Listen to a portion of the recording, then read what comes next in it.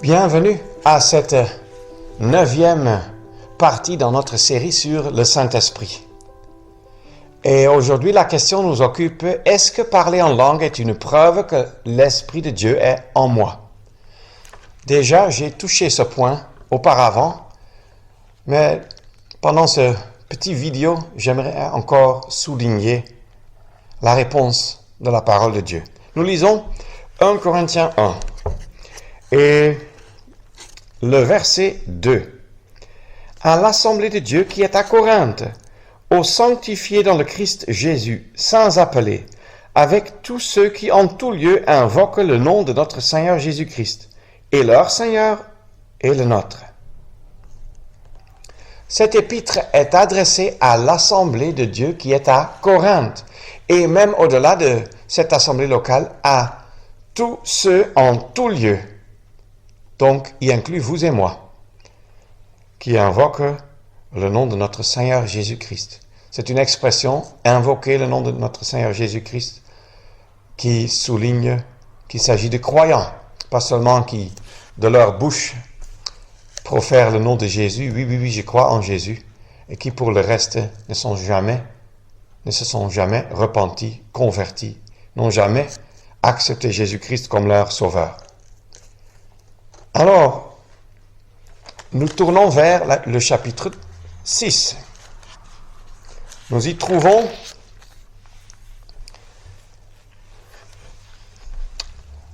le verset 19. « Ne savez-vous pas que votre corps est le temple du Saint-Esprit qui est en vous, et que vous avez de Dieu, et vous n'êtes pas à vous-même, car vous avez été achetés à prix.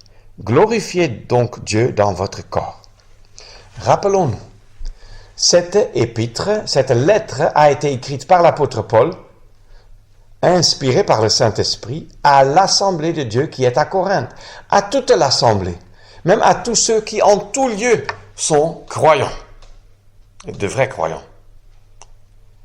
Maintenant, dans le chapitre 6, il a dit, « Ne savez-vous pas que votre corps est le temple du Saint-Esprit qui est en vous et que vous avez de Dieu ?» C'est-à-dire qu'ils avaient reçu le Saint-Esprit de Dieu. Ça s'adresse à qui? Eh bien, à toute l'assemblée de Dieu qui est à Corinthe, à tous les croyants à Corinthe et même ailleurs. Ce verset souligne que chaque croyant en Christ a le Saint-Esprit habitant en lui. Chaque croyant, chacun qui sait, oui, j'ai confessé mes péchés, avec du deuil du cœur, de la repentance, et j'ai accepté Jésus-Christ, sachant que sans lui, je serais perdu pour toujours.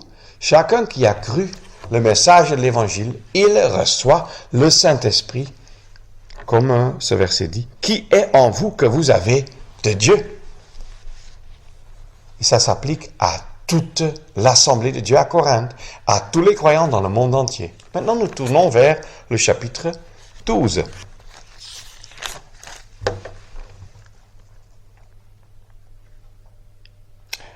Et le verset 28. « Et Dieu a placé les uns dans l'assemblée. D'abord, des apôtres. En second lieu, des prophètes. En troisième lieu, des docteurs. » Arrêtons-nous là un instant. Est-ce que tous étaient apôtres? Et la réponse clairement est non.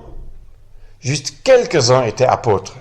Est-ce que tous étaient des prophètes du Nouveau Testament, bien sûr? C'est-à-dire ayant une tâche et un don particulier pour l'édification de l'assemblée? Non. Tous n'ont pas cette tâche, pas ce don. En troisième lieu, des docteurs. Les docteurs sont ceux qui enseignent la doctrine de la parole de Dieu. Ce ne sont pas des docteurs en théologie, mais des enseignants de la doctrine de la parole de Dieu. Est-ce que tous étaient des docteurs? Non. La parole continue.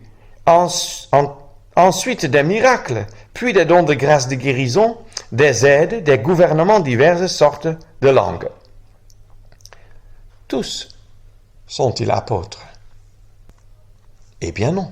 Tous sont-ils prophètes? Non. Mais tous étaient quand même croyants à Corinthe. Mais tous n'étaient pas apôtres. Tous n'étaient pas docteurs. ou prophètes? Tous sont-ils docteurs? Tous font-ils des miracles? Tous ont-ils des dons de grâce de guérison? Tous parlent-ils en langue? Tous interprètent-ils? Tous parlent-ils en langue? Et la réponse est non. Tous ceux qui invoquent le nom du Seigneur Jésus sont sauvés. Tous ceux-là appartiennent à l'Assemblée de Dieu. Deuxièmement, tous ceux-là ont reçu le Saint-Esprit qui est en eux. 1 Corinthiens 6. Tous parlent-ils en langue? Non. Donc, tous les croyants à Corinthe avaient le Saint-Esprit en eux. Et quelques-uns parlaient en langue. Quelques-uns seulement. Selon la parole de Dieu. Est-ce que le parler en langue est donc une preuve que l'Esprit de Dieu est en moi? Évidemment, non. Ce qui est une preuve, ce qui peut me rassurer, dois-je dire, que j'ai reçu le Saint-Esprit, c'est la parole de Dieu. Parce que je sais que je me suis repenti et que j'ai accepté Jésus-Christ comme sauveur. J'ai accepté le message de l'Évangile. Et j'ai donc, selon la parole de Dieu, reçu le Saint-Esprit qui est en moi, que j'ai reçu de Dieu. Pas par mes propres efforts même, que j'ai reçu le Saint-Esprit comme un sceau et onction. Et pourtant, ça n'a rien à faire avec le sujet du parler en langue. La Bible dit que la preuve qu'une personne soit sauvée et que l'Esprit de Dieu habite en elle, 1 Corinthiens 6, c'est la confession de sa bouche. On l'avait déjà vu au début de cette série, qui sera accompagnée du fruit de l'Esprit dans sa vie. Ne mettons donc pas la parole de Dieu de côté à cause de nos expériences, dont je dis, il y a beaucoup d'expériences qui sont purement imaginées. Je me rappelle quelqu'un qui m'a dit un jour, c'était même un leader pentecôtiste qui a dit, mais je sais que je parle en langue. Tu ne peux pas me ravir cela. Moi, j'ai dit que arrêtons ce sujet pour le moment. Parlons-en d'ici 12 mois. Après presque un an, il est revenu vers moi pour dire que vraiment, mon frère, j'ai compris ce que tu voulais dire. Il y a beaucoup d'imagination et de théâtre même là-dedans, où on veut jouer un certain rôle parce que tout le monde te fait croire que c'est le meilleur rôle. Or, ne mettons pas nos expériences au-dessus de la parole de Dieu qui seule a de l'autorité sur nous. Que le Seigneur nous aide et que le Saint-Esprit vous aide et m'aide aussi à mieux comprendre la parole de Dieu et à ne pas nous baser sur nos expériences, nos sentiments et nos émotions, sur nos mémoires du passé, ce qui nous est arrivé, mais exclusivement sur la saine doctrine de la saine parole de Dieu. Merci.